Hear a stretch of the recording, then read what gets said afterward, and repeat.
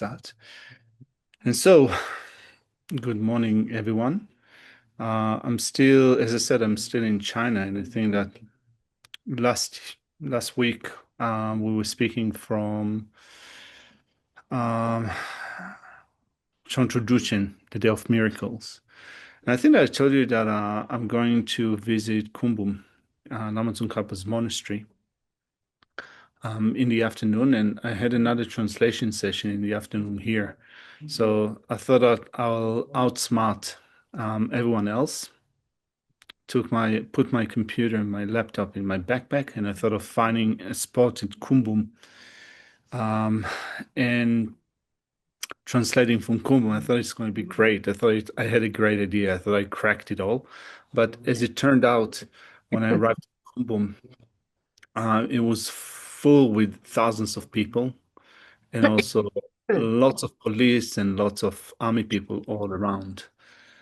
And so I immediately, or quite quickly, I've forsaken the plan of translating from Kumbum, and I found a hill in front of Kumbum that had a massive stupa surrounded by prayer flags. So I set out half an hour before the session and went out to the uphill and found a spot right in the middle of all the prayer flags, tucked away and hidden. And I managed to translate for an hour. And when it was all done, I came down and it turned out that the police and army kicked out everyone from the monastery. They blocked all the roads around. You couldn't get into the monastery. I had to look for my friends who were waiting for me somewhere. Turned out to be a little bit of mayhem. But anyway, no one got arrested and we're still here. So it's all right. And so let's start with our second session for discovering Buddhism, topic of emptiness. Um, just like before, we're going to start with correcting our motivation. With refuge in bodhicitta, for those of us who see ourselves as Buddhists, maybe all of us, maybe not, I don't know.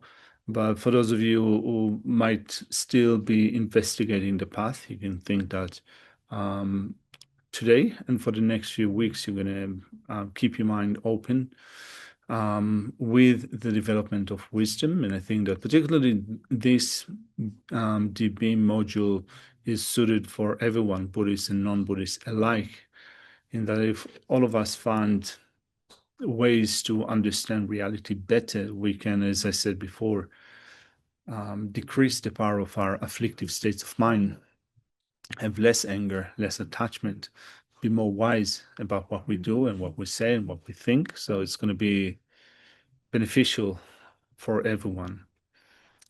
And so, for those of you who are not Buddhist, you can think about that. For those of us who rely upon the Buddha, the Dharma, and the Sangha, we can think that we should rely upon the Buddha, the Dharma, and the Sangha in order to reduce the power of our afflictive states of mind, in order to understand reality better, to develop wisdom so that we'd be able to break free from the prison of samsara, and moreover, to become fully enlightened beings for the sake of others. So I normally start my meditations, first of all, with a couple of minutes or 5 minutes, 10 minutes of shamatha meditation on calm abiding, in which I find not only stability, I focus my mind, concentrate, but also make the mind more amenable to other things, to analytical meditations. So we're going to start first of all with making sure that our body feels right. It's good to keep our back straight, but loosely straight, not rigid or not tense.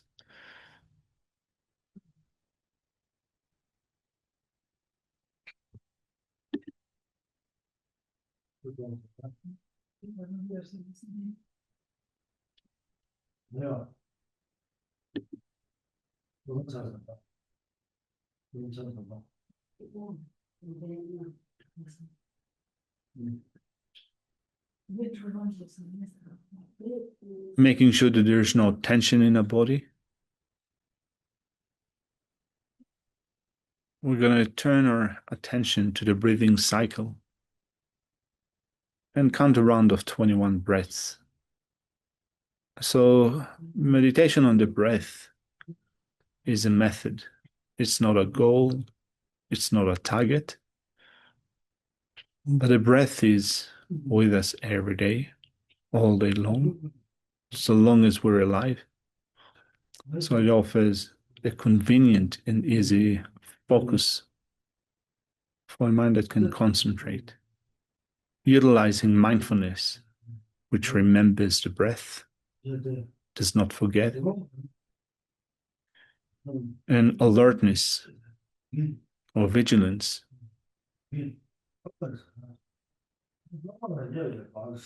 which monitors, checks, investigates every 2 or 3 breaths, making sure that we're still focusing on the breath for 21 breaths.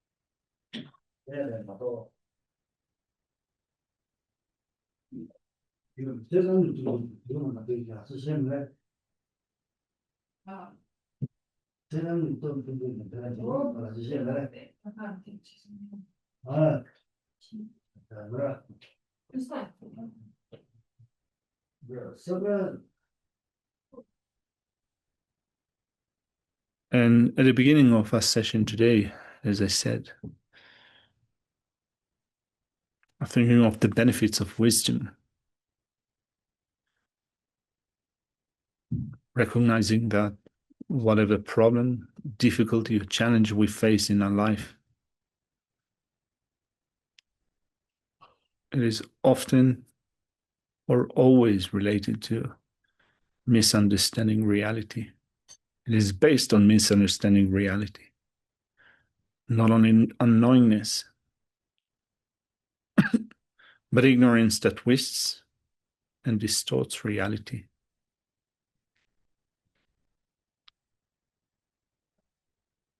And so today we're going to think that we can still investigate what the nature of reality is,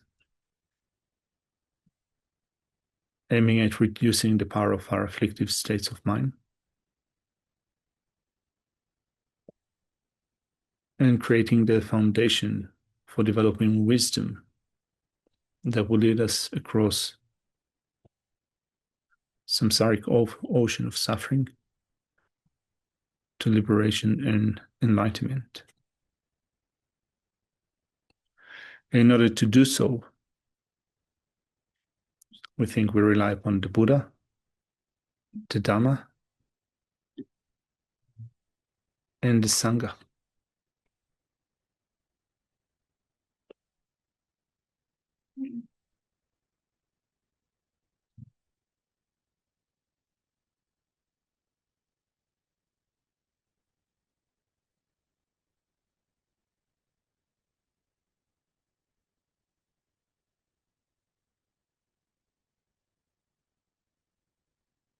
So we visualize ourselves sitting in the center of a great crowd consisting of our close ones, our family members, our partners, children, siblings, lots of friends,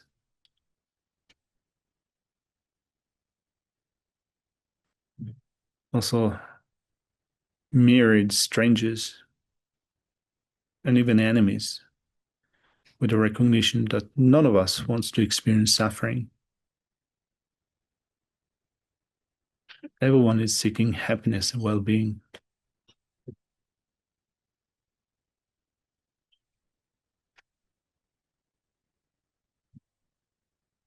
And what prevents us from finding long-term happiness and well-being is ignorance.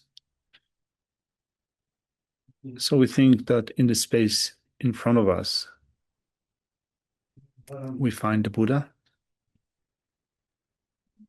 the teacher, that embodies the Dharma in his mind, surrounded by myriad bodhisattvas and spiritual teachers, for us their Sangha. And we think that for the sake of generating wisdom, not only for ourselves, but for all of those surrounding us, we're going to develop the Dharma in our mind. We're going to become Sangha for the sake of others. Doesn't mean that we have to become ordained, but we will become those that will embody the Dharma. We will become Buddhas for the sake of others. So with that, we can say, I go for refuge until I'm enlightened to the Buddha, the Dharma, and the Supreme Assembly. By the merits I crave through listening to the Dharma, may I become a Buddha to benefit all sentient beings. I go for refuge until I'm enlightened to the Buddha, the Dharma, and Supreme Assembly. By the merits I crave through listening to the Dharma, may I become a Buddha to benefit all sentient beings. I go for refuge until I'm enlightened to the Buddha, the Dharma, and Supreme Assembly. By the merits I crave through listening to the Dharma, may I become a Buddha to benefit all sentient beings.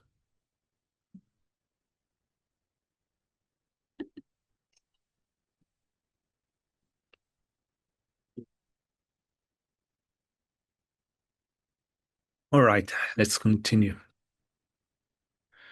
And so, recapping what we discussed in a previous session, we looked at the importance of the wisdom of emptiness in going through the points that we contemplated in our meditation. And so we spoke about how samsara works in general, from ignorance that distorts reality. Arises an incorrect mental attention that distorts or that superimposes positive or negative qualities, and from that, anger, attachment, and other afflictions arise, causing us to perform actions that result in suffering. So that's a general explanation of the samsaric process. But we also spoke briefly of the 12 links of dependent arising, which begins with beginningless ignorance that causes us to create actions that plant imprints or seeds upon our consciousness. And later on in our life, towards death, comes link 8, 9, which activate the imprint that we have placed upon our mind stream, either in this life or in previous life. It activates that imprint, becoming existence, which causes birth and aging and death later on. So that's a breakdown of the samsaric process in which again and again and again we find ourselves taking rebirth on the foundation of ignorance. And so when we spoke about the benefits of developing wisdom, I mentioned the two obscurations that limit our mind. The first type of obscuration, and I added this information for just to, I guess, summarize what we spoke about in a previous session. Afflictive obscuration are obscurations which mainly prevent liberation, and they include afflictions and their seeds. And the seeds of the afflictions are potentials which produce latter moment of the afflictions. So, for example, the seed of anger produces a next moment of anger, or anger that I will experience later on today or tomorrow or later on in my life. So these are afflictive obscurations, afflictions together with the seeds. And then we have cognitive obscurations, and they mainly prevent enlightenment, the state of Buddha. And they include imprints of the afflictions, but also mistaken dualistic appearances which arise on the basis of those imprints.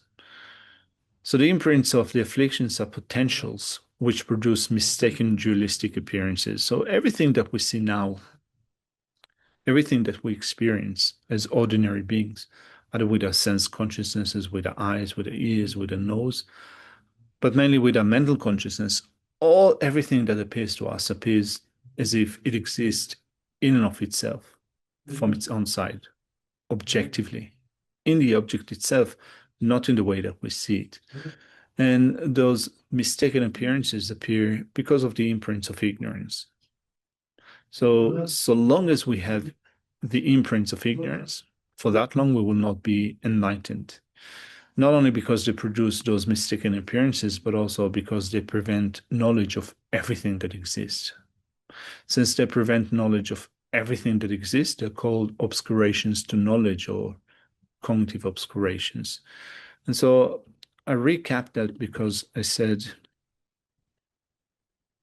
when we looked at the benefits of generating wisdom, we spoke of attaining liberation through developing the actual antidote to ignorance. It is the actual antidote to ignorance, but also in general to afflictive obscurations, afflictions together with the seeds. But also wisdom, through wisdom, we'll be able to attain enlightenment through developing the actual antidote to cognitive obscurations, which means not only ignorance together with its seeds, but also to the imprints of ignorance, thereby becoming completely unlimited. So that's what I spoke about in the previous week.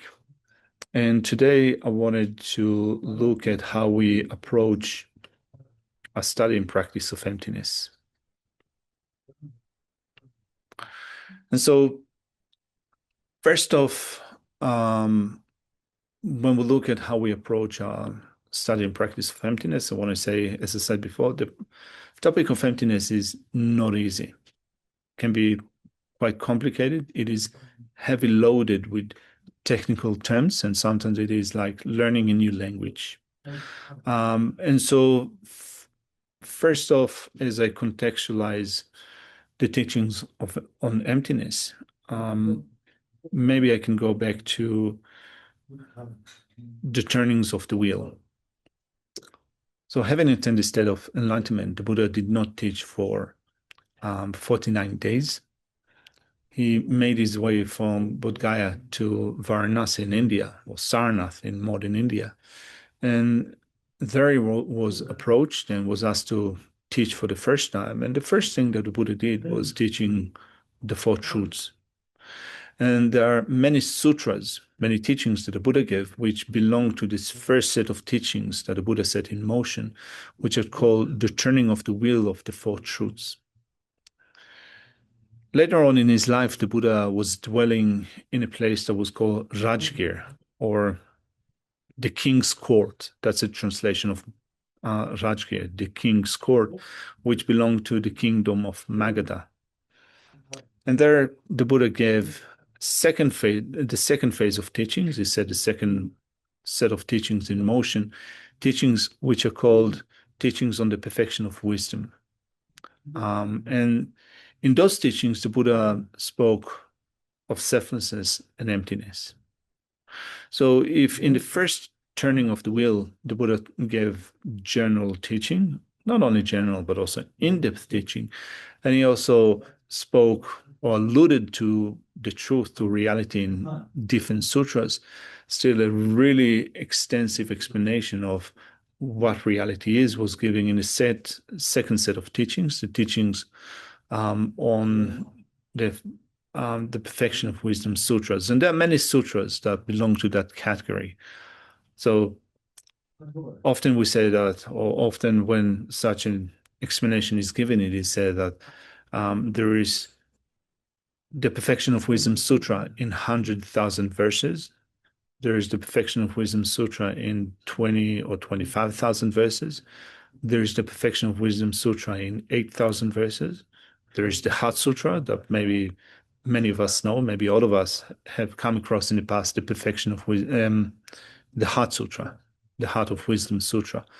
But as far as I remember, there are 17 different sutras which belong to that category. There is a sutra in 300 verses, and even there is a sutra in just a single syllable, the syllable A, which also teaches the Perfection of Wisdom sutras. Sorry, the Perfection of Wisdom. But these sutras are quite complicated. I think that when we read the Heart Sutra, it begins with the narrative, gives us where the Buddha was dwelling, who was attending those teachings. It presents a certain conversation that was happening through the blessings of the Buddha, and the conversation was happening between Shariputra and Avalokiteshvara. And then at some point, when we get to the actual body of the sutra, it says that one should view all phenomena as empty of inherent nature. Form is empty, emptiness is form, form is not other than emptiness, and emptiness is not other than form. And likewise, all phenomena, emptiness without characteristics, they're unceasing, blah, blah, blah, blah. If you read this sutra, you get a sense of selflessness, emptiness, but not very clear. It's very difficult to realize, to understand what emptiness is, or to realize it.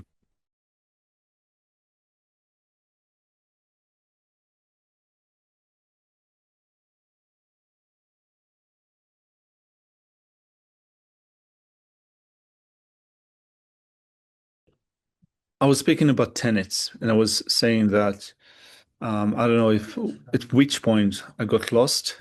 Um, but the Buddha taught different, the Buddha gave different set of teachings to different people, different individuals that had different dispositions. So no, the Buddha did not teach the same thing to everyone.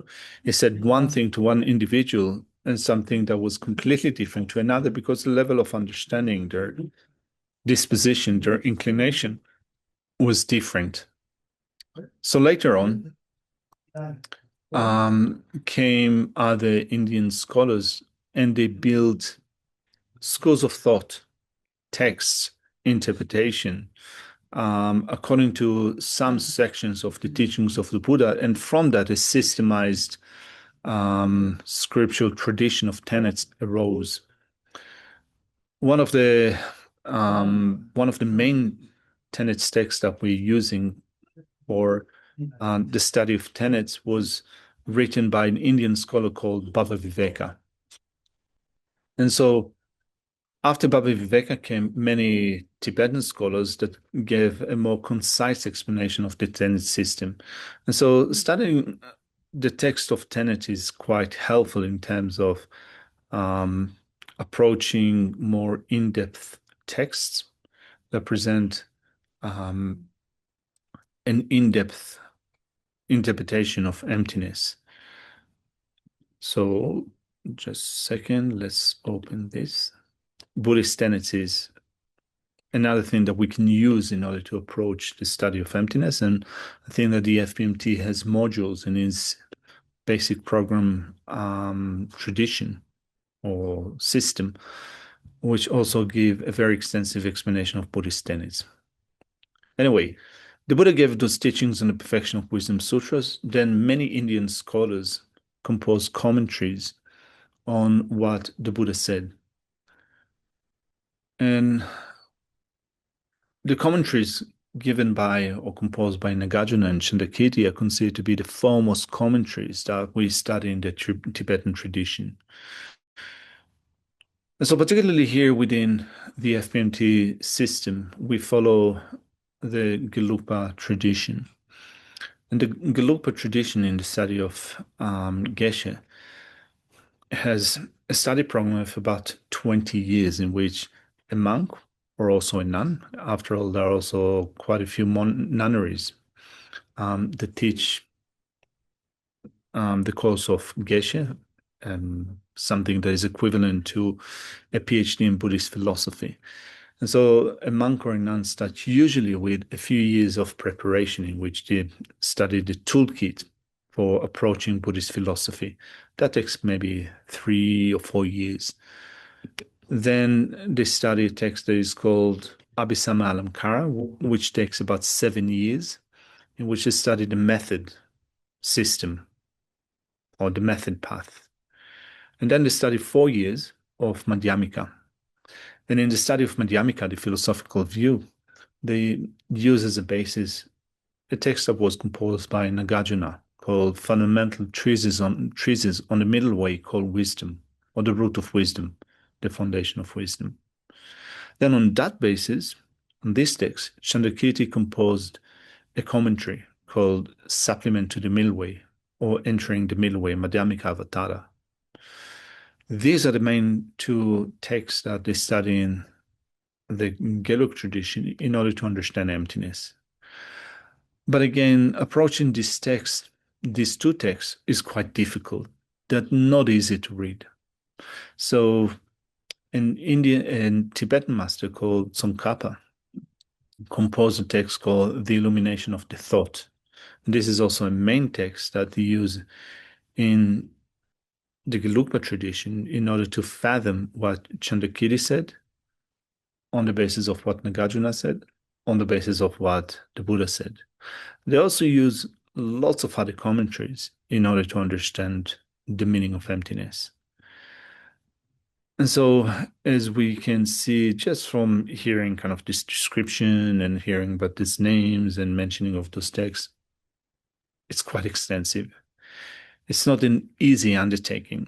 And we have also, I wrote here, commentaries by Tibetan masters, such as Tsongkhapa's Illumination of the Thought, or we have a translation into English of the Lamdin Chenmo, the Great Exposition on the States of the Path to Enlightenment. And the last volume in English translation consists of the insight section. It is very extensive. We also have another text, a middling exposition on the States of the Path to Enlightenment by Tsongkhapa, which includes at the end another section on insight, expanding emptiness, and it is more approachable. But then it means that it takes a lot of effort to study the meaning of emptiness, to study about selflessness. And we also, if you read through this text without having a good knowledge of the tenet system, it's going to be very difficult. If your inclination, if you're really good at reading academic papers, which can be very difficult, heavy loaded with technical terms, with a lot of argumentation, go ahead and read those texts. If you're not prone to reading academic papers and it's going to give you a lot of headache, then going through Tsongkhapa's insight sections, either in the Great Exposition on the States of Path Enlightenment or the middling exposition, is going to be more challenging. I'm not kind of putting you off, but just be ready to take your time and to say, I don't know, I don't understand, but still going to try to make sense of it. And what you can do in order to make it easier is to approach texts which are easier or more simple. So there are study programs in the FBMT which make it easier on us. But I don't know if maybe some of you came across this text that is called How to See Yourself as You Really Are by His Holiness the Dalai Lama. It's a wonderful book. And it gives us an easy access in layman's terms into the meaning of emptiness or selflessness, including some pith instructions for applying it in our meditation sessions. And so that's one good resource to use. But over the years, I have to say that I've studied a lot at Resik Institute as part of my job was being an interpreter. And I had to read a lot of text and use a lot of text in my preparation and translation. And at some point, I had enough of it. And so I found that listening to teachings rather than just reading books works better for me. So we are of different dispositions. We have different inclinations, different things suit us. So find what works for you. There are a lot of resources on the internet, teachings, either from the circle of FPMT or other teachers, is honest the Dalai Lama. So first of all, it's good to check who the person is that we're listening to, that, to make sure that we have authoritative sources.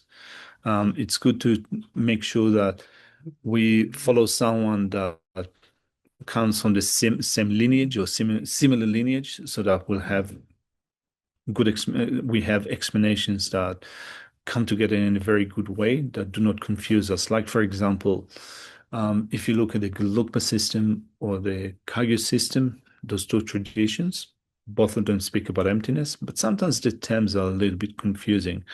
They phrase things one way in the Gelug tradition, in another way in the Kagyu tradition, and it might seem to you to be seemingly contradictory.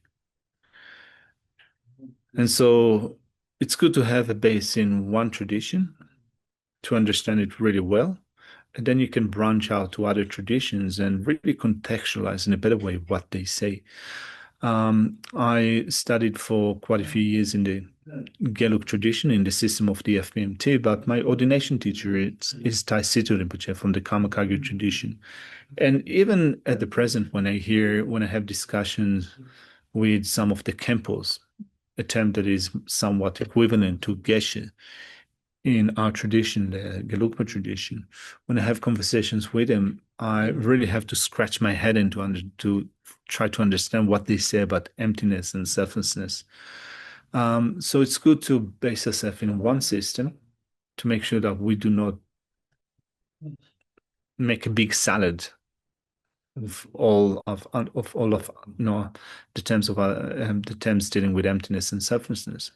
That would be a good way to approach it. Anyway, so that's how we approach our study of emptiness. And there's a lot of material available within the FPMT, Lama Yeshe's book, Lama Sopa Rinpoche's book, Yansi Rinpoche's books. And so giving ourselves the time, there is the tenets module within the basic program. And if you will feel ready in the future to either study parts or all of the basic program, or even more than that, the master's program, you'll have an access to more in-depth texts that teach the philosophy of emptiness. So that's how to approach it from an academic perspective. Now, academic perspective is important, getting all the facts and figures, but it's not enough. It's not enough because if I move on to the next part, we need to develop the two sides of method and wisdom. Studying something academically, like for example, you can study Madhyamika, the Madhyamika philosophy, in an academic institution, and have a very academic approach to it, but maybe you'll develop a very good academic understanding, intellectual understanding of emptiness, but still it would be far from realizing it. In order to realize emptiness, you need also merit. Arideva's 400 stanzas on the middle way says, those with little merit will not even wonder about these things, but merely to entertain doubts about samsara will make it fall apart. And what Aryadeva meant is that in order to understand emptiness, we need to have merit. We create merit in this life, but also we've created merit in previous lifetimes. Sometimes it seems that only smart people can understand emptiness or selflessness. But it doesn't have to do with being smart. Often it has to be with how much merit we've created in this life and previous life to understand emptiness. Particularly, it's good to mention that because I think that our education systems in the West or outside of, let's say, Tibetan society are competitive. And sometimes we judge or value our worth in terms of how smart we are. So if we understand emptiness, we are smart, we are wise. If we don't understand emptiness of selflessness, we are dimwit or we are a little bit stupid. No, so making such passing such judgment does not work in our favor. And also passing judgment on others also does not work in our favor, maybe not in their favor. From the perspective of, I had it so many times from my Tibetan teachers that describe being smart or wise, not in terms of passing judgment, but in terms of whether we have done the legwork in accumulating merit. Which means that if we don't understand emptiness at the present, we find it really difficult. It's not that we then give up because we're not smart enough, but we can do some, no, we can do other things. We can work on developing merit that will be a support for developing wisdom later on, or developing wisdom alongside the development of merit. And so I go back to this. We have the two sides, method and wisdom, and the two needs to be combined. The wisdom side mostly consists of the wisdom of emptiness, but also the other types of wisdoms that we can include within that. So the wisdom of emptiness refers to the most subtle, the wisdom of that understands the most subtle level of reality. But in order to understand the most subtle level of reality, it's good to have a gradual approach to it. So, for example, understanding a coarse level of reality, impermanence. When we understand based on study and reflection and meditation that things change from moment to moment, things around us. They change from moment to moment. There is not a single moment in which things remain as they are. Whatever is produced by cause and conditions is changing from moment to moment. There is a common saying based on the sutras of the Buddha: whatever is produced will fall apart. Whatever is born will die at the end. Every meeting ends in separation.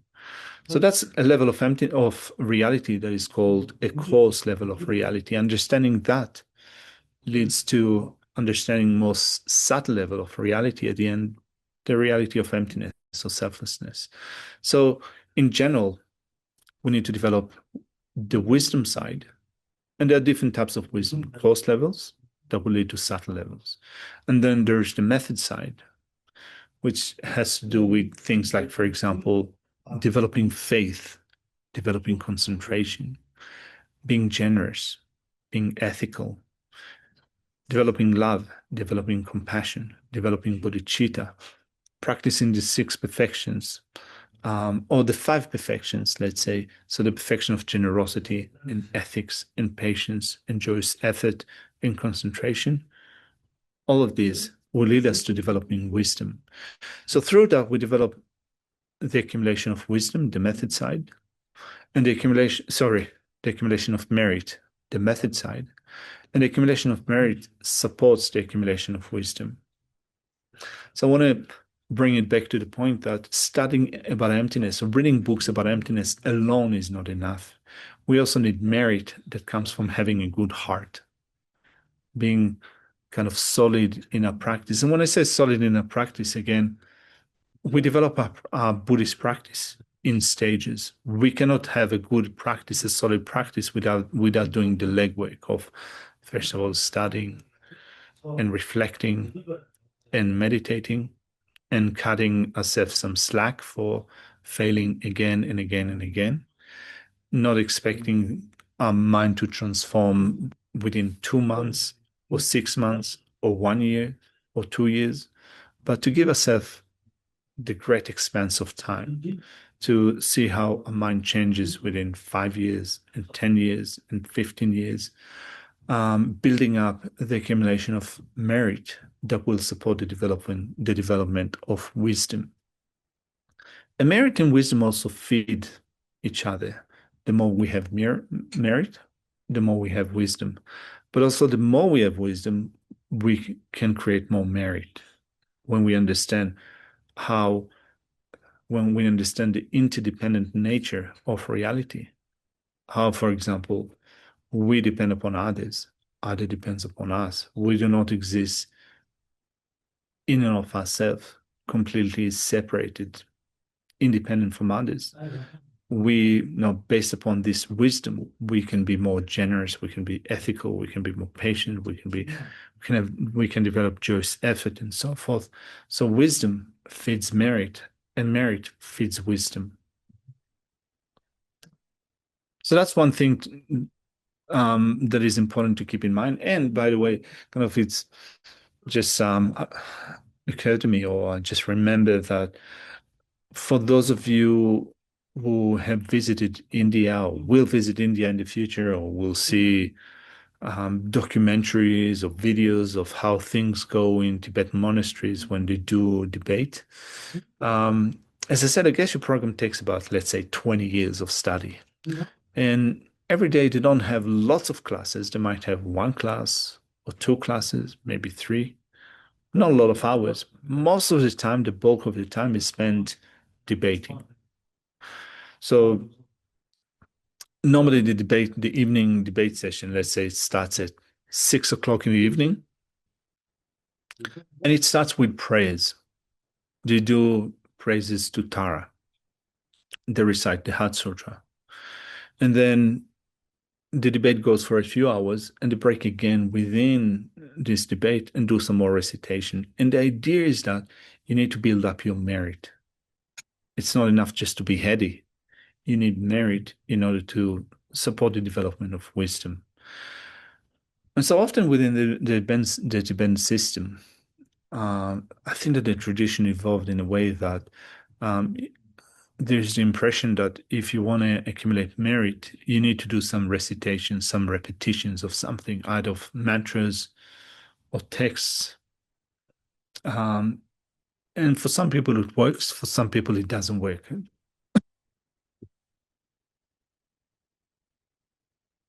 At least for me, I find that if I do too many recitations, I get fed up with that.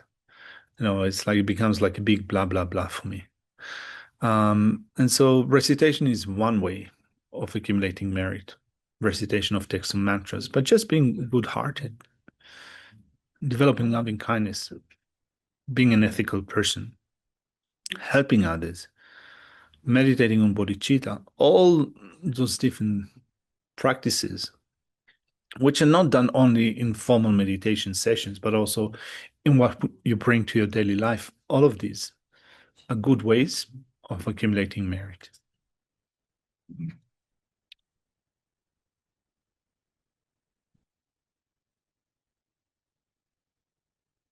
So we accumulate merit in order to develop wisdom. And when you read through Shantideva's Guide to Bodhisattva Way of Life, the Bodhisattva Charyavatara, in chapter number 9, which is the wisdom chapter, in the first verse, Shantideva says, the Muni taught all these branches for the sake of wisdom. Therefore, those who desire to pacify suffering should generate wisdom. That's the first verse in the wisdom chapter. Shantideva's text is, at least in the Tibetan Buddhist tradition, is a classic, one of the great texts. I love it. It's such an amazing text, but it's not enough to study it one time. It contains so many methods that can be applied to a daily life or in a spiritual practice. And the text consists of 10 chapters. It begins with, first of all, the chapter that explains the benefits of bodhicitta to give us great inspiration for developing bodhicitta. And then in the second and third chapters of the text, Shantideva builds up this momentum through the practice of the seven limbs of worship to develop bodhicitta and take upon herself the bodhisattva vow. So embracing bodhicitta, embracing the bodhisattva vow in chapters 2 and 3. And then in chapters 4, 5, and 6, Shantideva teaches us, first of all, how to become conscientious about guarding the mind of enlightenment, bodhicitta, and also guarding the trainings. It teaches us how to develop the perfection of ethics through, that's in chapter number 5, through developing mindfulness and alertness, or mindfulness and vigilance. And in chapter number 6, Shantideva teaches us the perfection of patience. In chapter 7 and 8, Shantideva teaches choice effort, and then meditation or concentration. So the fourth perfection and the fifth perfection. And then in chapter number 9, finally, he gets to the perfection of wisdom. And he says that everything that I taught before, all the branches that I taught before, were taught for the sake of wisdom. But not only that, also, when you read through the works of Nagarjuna and Chandrakirti and Tsongkhapa, based on the sutras of the Buddha, they say that everything that the Buddha taught led directly or indirectly for the wisdom of emptiness. That's the key point in the teachings of the Buddha. Everything that the Buddha taught, of course, it's for good, for developing good heart, for developing bodhicitta, for developing love, for developing loving kindness, and so on and so forth. But at the end, all of these things are supposed to lead us directly and indirectly to the development of wisdom, so that we can then sail across the ocean of samsara, reach the safe shore of liberation, or the state of enlightenment. And so particularly when you look at the text of Shantideva,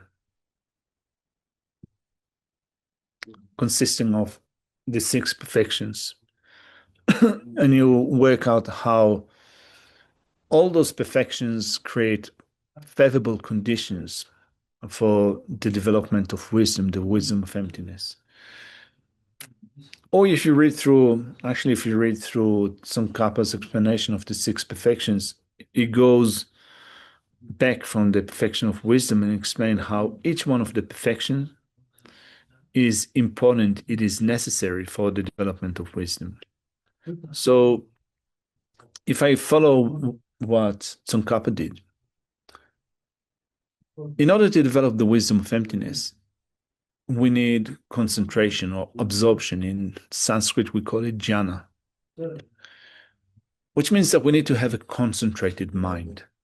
We need to have a mind that can be single-pointedly placed upon one object, upon emptiness, and to remain placed in emptiness for as long as we want. Only if we develop that concentration, we'll be able to have wisdom that is strong enough to eliminate all of our ignorance. So we are not there yet, in a sense that we haven't developed enough knowledge of emptiness or selflessness, but also our concentration is quite feeble. It's quite patchy. My concentration is all over the place. I can start a meditation on concentration, and soon enough I start thinking of ice creams and chocolates and watching something on Netflix, or what I have to do later on in the afternoon, what happened before, and so on and so forth. My concentration is not in control.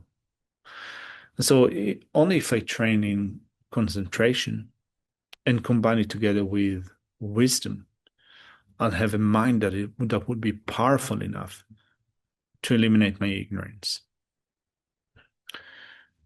And so the perfection of the 5th perfection absorption or meditation, concentration, is vital for the sixth perfection, the perfection of wisdom. But the development of concentration is really difficult. It's hard going. I mean, I guess that many of you are attempting to develop concentration. You might have done courses on calm abiding, retreats on calm abiding. I guess that all of us, or most of us, have that experience that is pretty hard. That our mind is still struggling with remaining single pointed for more than 1 minute or 2 minutes or 3 minutes. Even that sometimes is a great achievement. So we need to develop joyous effort. We need to become completely enthused about doing it, because without being enthused, without having joyous effort, we'll give up. And what joyous effort might, just what itself might imply that every moment of practice would be full of joy. I'm not sure that every moment of practice, our mind would be full of joy and happiness and kind of brimming all the way. It will be exuding happiness from every pore of our skin. I'm not sure that it's going to be like that. I think that it's more like that this is what you need to be doing. It's going to be good for you, and it's going to also be complicated, but you're not going to give up. We're not going to give up, because that will be the key for attaining the state of liberation and the state of enlightenment. So that sense of joyous effort, delighting in virtue, or being completely enthused about it. And so we need joyous effort in order to become consistent in a practice. We need joyous effort. And in order to develop joyous effort, we need also to be patient. Right? So the perfection of patience. So often when we speak about patience, we speak about developing antidotes to anger, not becoming out of control with anger, not raging. But it's not just that. It's not just not being out of control. It's also not giving up, being able to cope with difficulties, being able to continue, to have endurance, dealing with suffering that arises from the inside, but also dealing with suffering and problems that arise in our external environment. And also having trust in the Dharma, patience of being completely certain about the Dharma's patience that is based on understanding reality. So the perfection of patience is absolutely mandatory for the developing joyous effort, striving in the Dharma in order to develop wisdom, in order to develop concentration, in order to develop wisdom. But we're not going to be able to become patient, to not retaliating, being angry and out of control, not losing hope, because we're going to deal with reality, and also not having a distrust in reality. Can I take a pause for a second? All right. I just want to show you someone, just kind of a short story.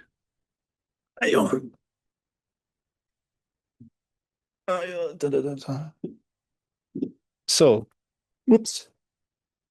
Just a second, I dropped my camera.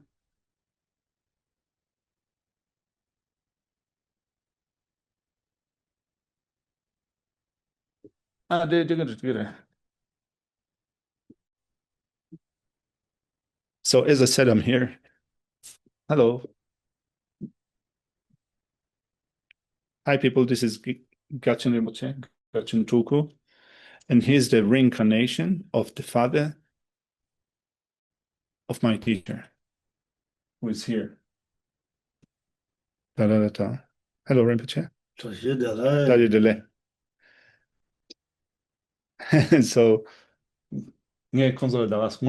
oh yeah. So father and son, but the father is younger than the sun. So, um,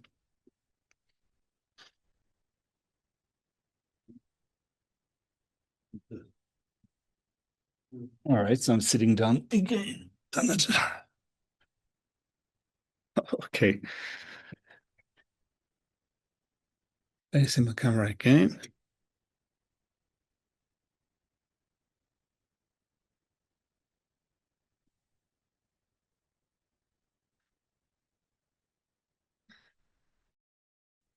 All right, and so um, both of them were born in an area called Nangchen in eastern Tibet. And Gajahn Rinpoche in his previous life was a great yogi. Um, China took over Tibet in 1949, and following the uprising in 1959, many Tibetans went to exile. But soon after that, a few years after that, China went into the Cultural Revolution that took its toll not only in China but also in Tibet. Gachin Rinpoche in his previous life was on the run for 10 years. The authorities were looking for him, and he was hidden by different people. He was moving between different places. Um, and after the Cultural Revolution, I think that only about 25 monasteries were still standing intact or still in existence. More than 6,000 monasteries were completely destroyed in Tibet. So Gachin Rinpoche in his previous life was instrumental in building again his monastery that is called Goche Monastery. And the first son was is Rinpoche, my teacher, whom I met almost I think maybe 25 years ago in India. His father passed away when he was 13 and was found again and recognized by Daisidro Rinpoche a few years later. And yesterday, at night, they recapped again the story of how they met for the first time. And Rinpoche, my teacher, said that he was so hesitant to meet the reincarnation of his father because he thought that it would never be the same. It's like his father was such an instrumental being figure in his life. And how would he have the same connection, the same relationship with just like a 5-year-old boy that was just newly recognized that he didn't even know? And there was a big happening in his monastery, in Goche Monastery. Um, his My teachers, Bru teachers, was there, including many high lamas, and then the small kid showed up. He was 5 years old. He said that he entered the hall and immediately ran into him, kind of brought his head down, put him on his chest, and gave him a hug, kind of immediately recognizing him. And Gachen Rinpoche, the young father, this is how we call him, Shopapa. Shopapa in Chinese is young father. So he said that he doesn't have recollections from his past life. He doesn't even know, he doesn't even kind of think I am, this person that I was in my previous life. But he said of one thing that is really clear is that he kind of this connection and love that he has to his son from his previous life. But also, we hear also with his two sisters, Rinpoche's sisters. He said that kind of this family connection goes beyond words, this sense of closeness. And so, anyway, they're both here. And we haven't seen Gachin Rinpoche for a few years, I think since COVID. So he showed up 3 days ago. And yeah, it's nice to have this family reunion. Anyway, that's a small just a small break since they're both of them here. Um, Going back to the six perfections. And so I spoke about how patience is necessary for dealing with challenges, dealing with difficulties in order to develop joyous effort, in order to be able to develop the concentration of shamatha in order to develop wisdom that will act as the antidote to ignorance. So before I continue with that, of course, we can develop wisdom right now that will help us to reduce the power of our afflictions, that will give us an insight, that will be more in touch with reality. But it's not enough just to understand emptiness or selflessness. It needs to become a realization. It needs to be a direct realization of emptiness. Not just thinking about emptiness, but seeing it directly, just like we see with our eyes. So we need to have patience to endure all the difficulties and complications, all the frustration that might arise when we don't understand certain things. And in order to have patience, we need to be ethical. We need to set limits and borders, what we can do, between what we can do and what we ought not to do. For if we don't have basic rules of ethics which we commit to, it'd be very difficult to develop patience. And also to develop ethical discipline, we need to be generous in a sense that what often makes it really difficult for us to be ethical is a sense of attachment in our life. When we want something so badly, we twist sometimes our basic ethical discipline. When attachment grows stronger in our mind, we find ways to get what we want, to find what we want, because attachment is so strong. And sometimes we know that it's the wrong thing for us, that certain things are not the right thing for us to do, that it's wrong for us to do them, but we cannot help ourselves because attachment is so strong. And so practicing generosity is said to be really powerful in reducing the sense of attachment that we have, at least for external things. If we're able to reduce attachment through generosity, we'll find it easier to be ethical, to have ethical discipline. But also, one important thing to understand, and this is what Shantideva said in his 5th chapter of his Guide to Bodhisattva Way of Life, is that the practice of this perfection is a mental practice. It's not contingent on perfecting things externally.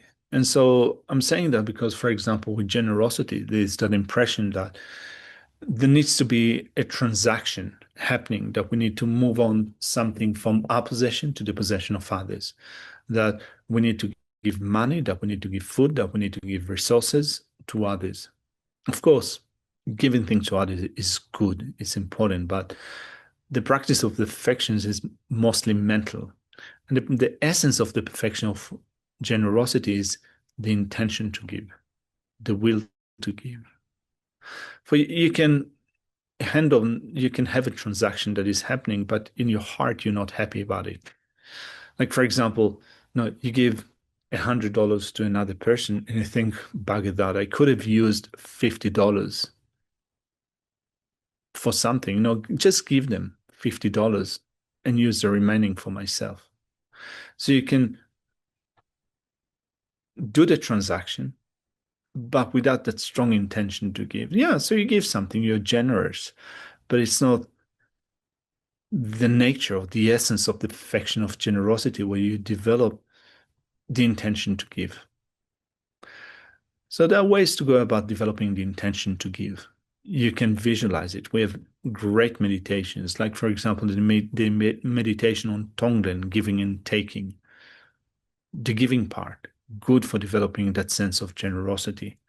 But also, some philosophical texts, not practical texts, not philosophical, practical texts say that start with things which are easy, giving vegetables, giving small things which you do not regret, imagining how it would be done, even to the point where it is said that it's good to start practicing generosity from giving your left hand with the right hand, right? So starting moving things in your possession between the hands in order to reduce that sense of clinging.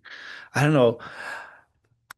It never, for me, I never had that strong sense of clinging that I found it difficult to give with my right hand to my left hand. But anyway, that's one example. That's one advice that is given in philosophical texts. But I think that when we look at our ability to give to others, we can give a lot to people that are close to our heart.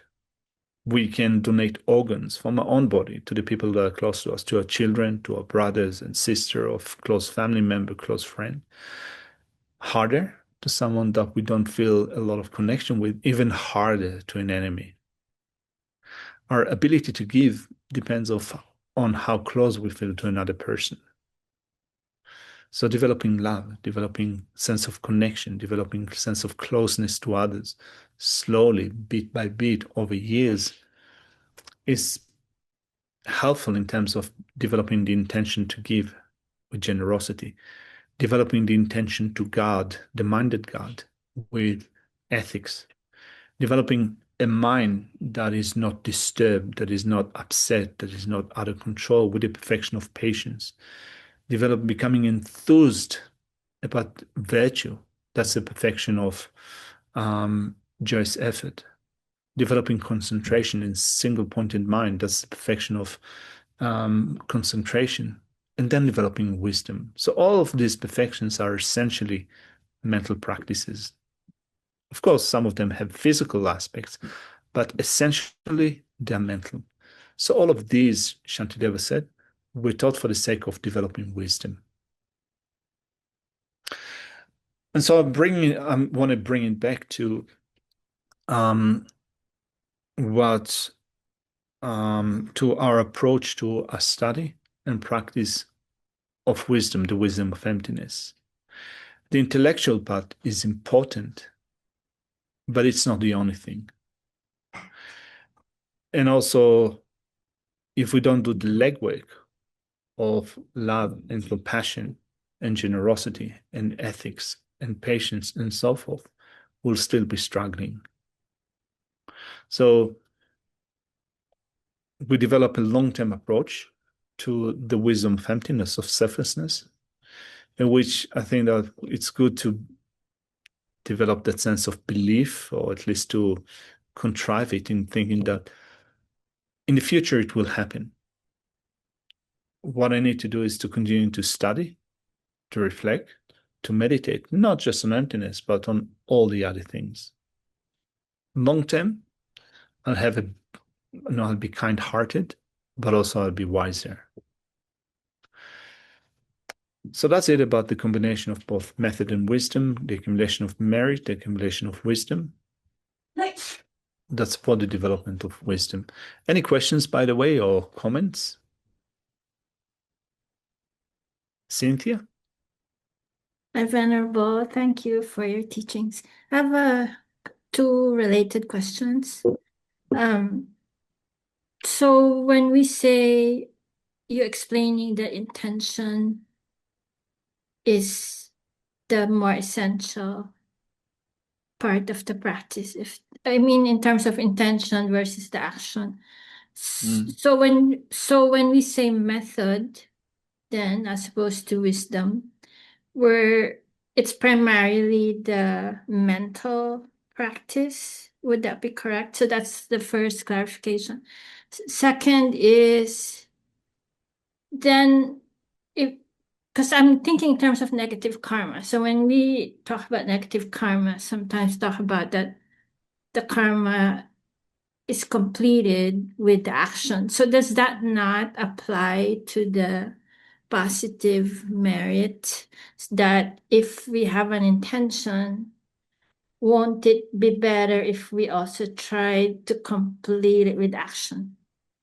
mm, I'm just wanting to know how important, in some sense, that my intention actually does translate to some action. Okay, thank you. mm. It's a great question, and I'll maybe combine both of these questions together. So often when we look, when we look at karma and what underpins the strength of karma, it is said that, for example, in the Lamrim Chemot, some Kappa's explanation of the Great Exposition on the steps of the path of enlightenment, he doesn't call karma just as karma. He speaks about the 10 paths of actions. And he divides a path of action into, first of all, what's happening to us in our mind, what kind of attitude we have as a preliminary step, what kind of discernment do we have of the object of our um, action, what kind of affliction is present in our mind. Are we motivated by anger, by attachment, by both, by ignorance, by a sense of hostility, by pride, by um, jealousy, or what have you? So, identifying what kind of affliction is involved with the action, but also what kind of intention do we have? Do we have the intention to kill? Do we have the intention to steal? Do we have the intention um, to lie, and so on and so forth? So all of these are components in the preliminary part of an action. Then we have the actual performance, and then we have the culmination of the action, in which we might feel happy about doing what we did, happy that we killed another person, happy that we took something that was not given to us and it is now in our possession. So, dividing an action into the preliminary part, the actual performance, and the culminating part is important in order to understand the strength of our action.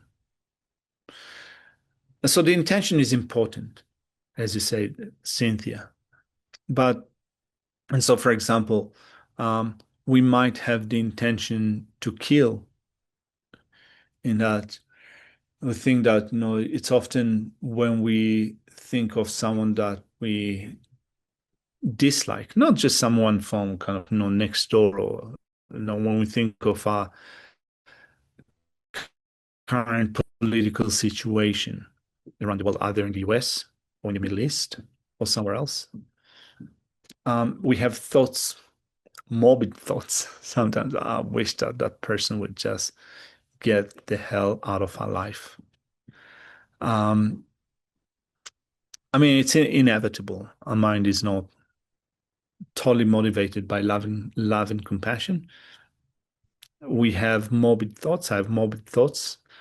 Um, and so intention is part of it, but it's not necessarily that we follow them up with action, but they're important.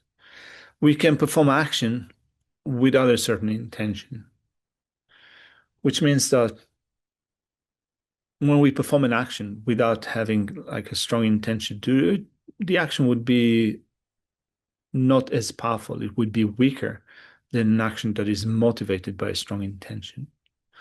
When we perform a negative action, we might feel a great sense of regret at the end, which means that the concluding part is not fully present.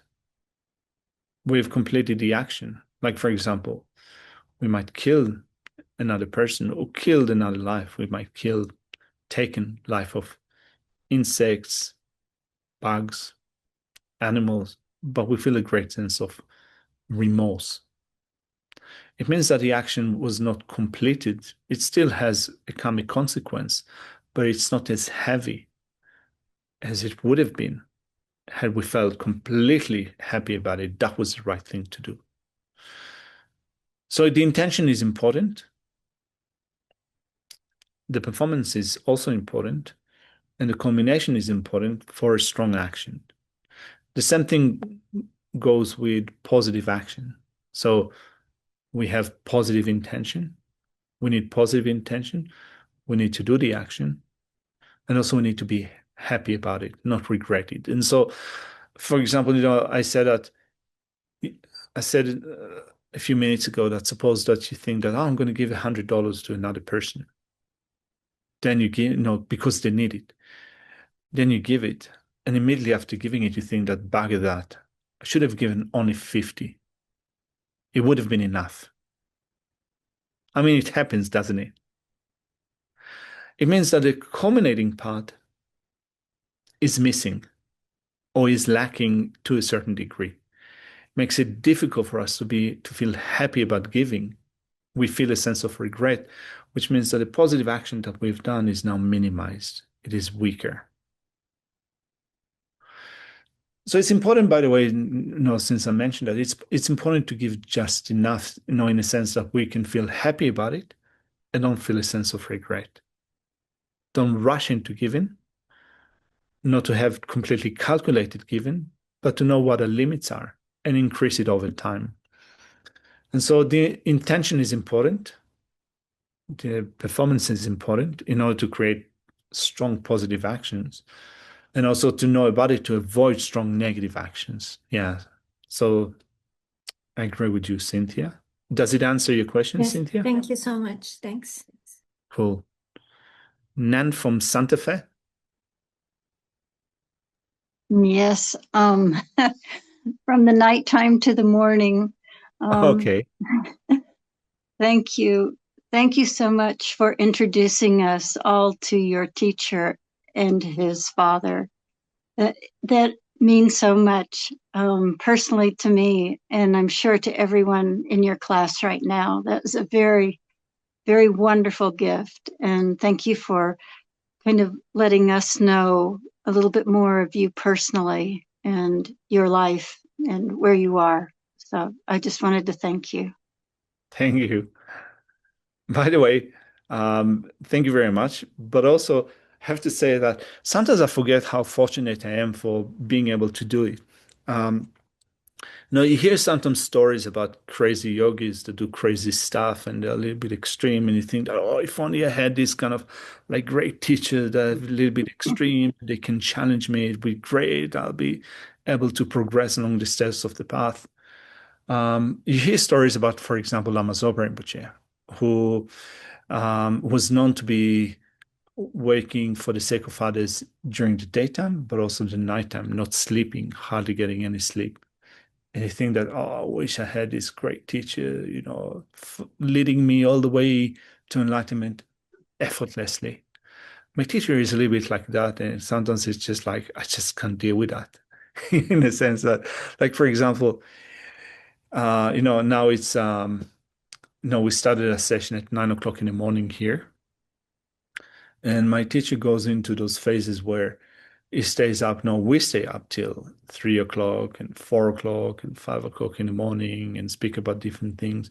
And he tells me sometimes that this is how his teacher would also go about teachings, that he wouldn't give teachings during the daytime. He would impart those personal instructions only when most people left, so starting from midnight.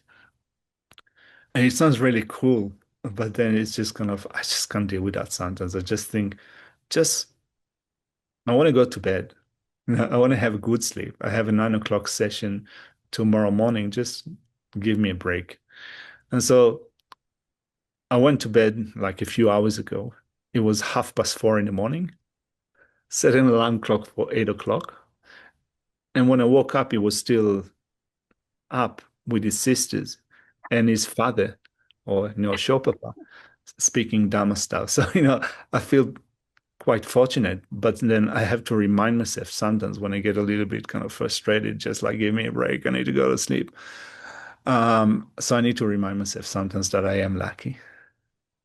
Well, thank you for saying that, because I've heard that story about Lama Zopa many times, and just how the energy and how he just didn't have time to sleep because of his urgency to teach and his urgency to share the Dharma. And I just have to say, I'm developing the karma so that at some point, maybe I have the body and the strength to do more. But at this point, I'm doing what I can do. And I don't mean that as an excuse, but it doesn't help me to come down hard on myself for not being like Lama Zopa. Yeah. For years in my first few years of involvement with the Dharma, I didn't meet the Dharma through Lama Zopa Rinpoche, but through people that were related to the FPMT.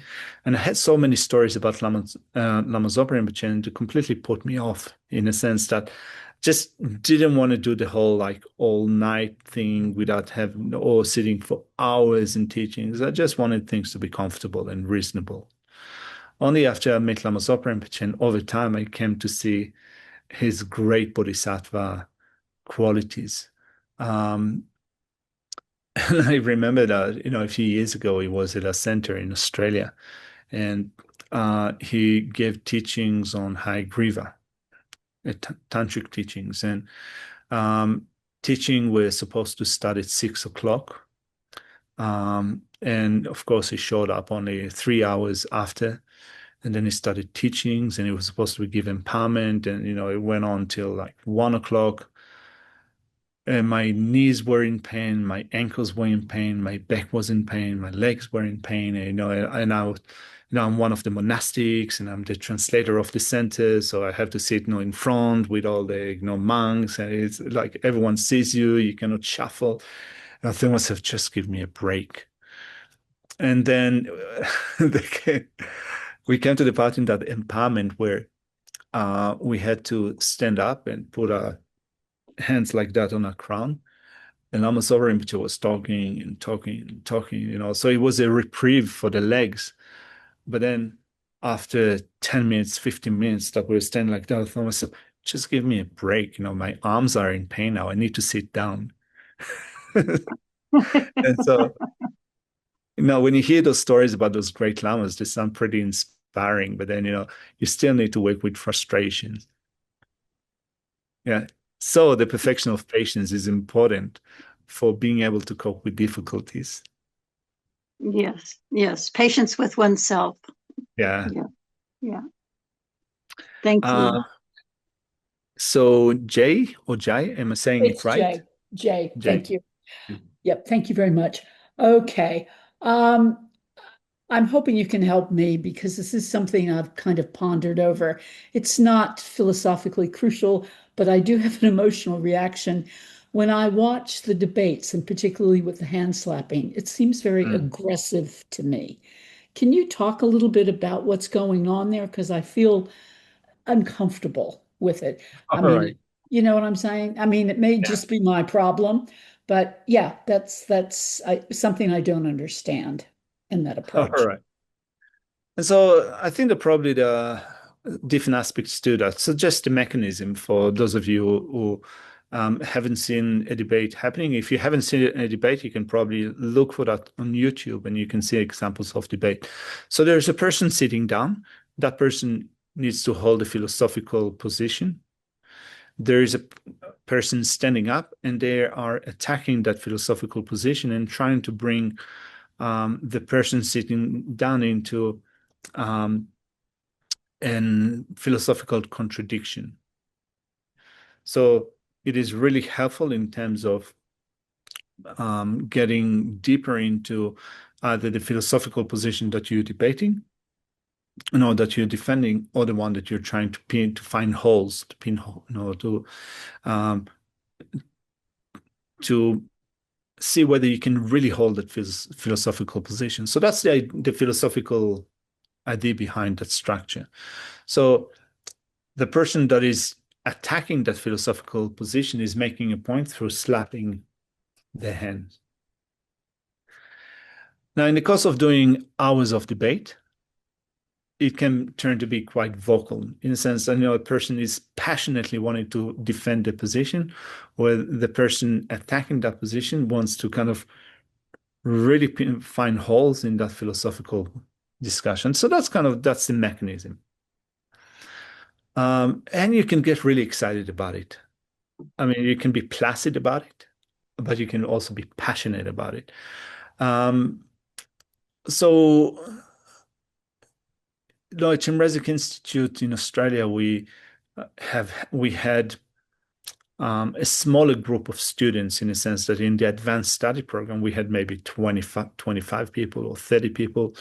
Not everyone is really wanting to do debates. You have a really small group of people that can debate, that want to do debate, which means that the debates can go only a certain way, only a certain depth or distance. But when you have a great audience or great, when you have many class members, when you have many classes, when you can debate higher classes, lower classes, and you have also traditions of centuries of people holding and defending philosophical positions, the debate can go really deep. So you become really passionate about it, and it's really also interesting. So that's one aspect of it. Another aspect of it is male energy. I mean, you have young men. I mean, it's part of it. You have young men enthused about it. It's a great avenue for releasing energy. And then when you see the way that it's happening, it can become really physical, not in an angry way, but particularly when you have class debates where you do, two people sitting down, both of them need kind of to form strategies for defending their position. And you have 2 and 3 or 4 people attacking that position. Everyone wants to have the say, so they push each other, they follow each other. It becomes really active. They do it, but I think without any sense of animosity. So, yeah, so I think that it does look aggressive. When I think about it, it's like young, aggressive male energy. And when I say young, aggressive male energy, it's not really right to say it like that, because then when you look at nuns debating, it's not very different.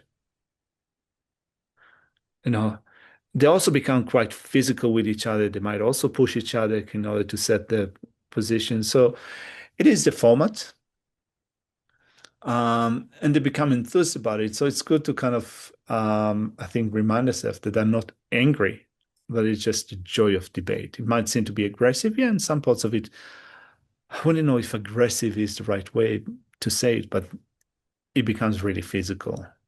But you finish a debate, I think, without feeling that kind of you are angry about people. Maybe some people, I mean, that's in general. Maybe some people are upset or angry that someone cut them off, or they didn't get to say the last line in that debate. Yeah, it's part of it. We're, people that do debates, I assume that most of them are not free of afflictions, but it's a great way to understand the material.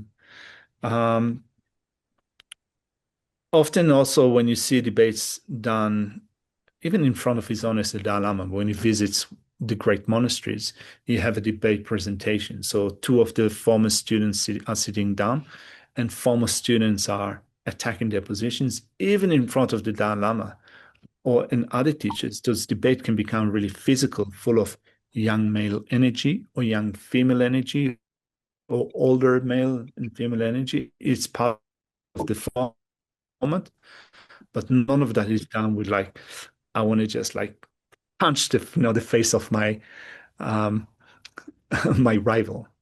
Yeah, that's the format.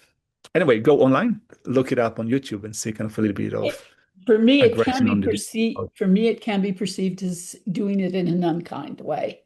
Yeah. Okay. Yeah. And yeah, that's so. I mean, I'll take on board what you said, but it's very hard for me listening to the tone and the way Yeah. it's done, and particularly one person sitting and another person standing over them. Yeah. Yeah, it looks pretty aggressive. Yeah. Yeah, I mean, I have to say that, since it's very physical, you can say that there are aggressive parts to it. But I think that, you have aggressive, behavior that seems to be aggressive, but you also have to think, well, what motivates it? Is it like really anger? Is it anger? Is it aversion? Is it hostility? Or is it part of the format? Yeah. I mean, of course, we don't know, we don't read the minds of others, so it's hard to tell. But I think that in terms of the intention, if I bring it back to Cynthia's question, I think that we can assume that the underlying intention is not wanting to harm someone, but it's just part of the format. And also, apart from that, not everyone participates in debate. There are people that their nature is more quiet, more solitude. So even in Tibetan setups, there are people that sit the outside of the debate court or the very end of the debate court. They're not involved with so much hustle and bustle of the debate. Different people have different personalities. All right. So it seems like we're a little bit over time, and I think that also Karen put a hand up. So, Just a really quick follow-up mm, with Jay is when they do this, is that I'm making a point or is that I'm completed? It's your turn to try to tell me I did it wrong. When you it's see them both. slapping. It's both. So Okay, there's your kind of, like, this is my point. Now it's your turn to kind of to defend it. got it. So Um, is it kind of a get their attention if they're I can't imagine they're distracted, but I didn't know if that was part of what Jay, if that was your if that felt like really aggressive. So I was just following up on why they did that specific movement. I think that this movement is no, like this is like stressing the point and also pointing it back to the other person. Now let's look at your response to that. And then when you were able to bring your debate partner to a contradiction, then you kind of exhaling like whoo, and you might kind of say Kartsön, which means like I completely defeated you in your debate. Tsar finished you off in a very friendly way. Anyway, so it's good to think about at least kind of the motivation, but yeah, it's very physical, and I guess there are also some aggressive parts to it, but I don't think with the intention to be aggressive. Yeah. All right. I think that our time is up for today. Thank you very much for joining. We shall meet again next week, and next week I'll be in Sri Lanka.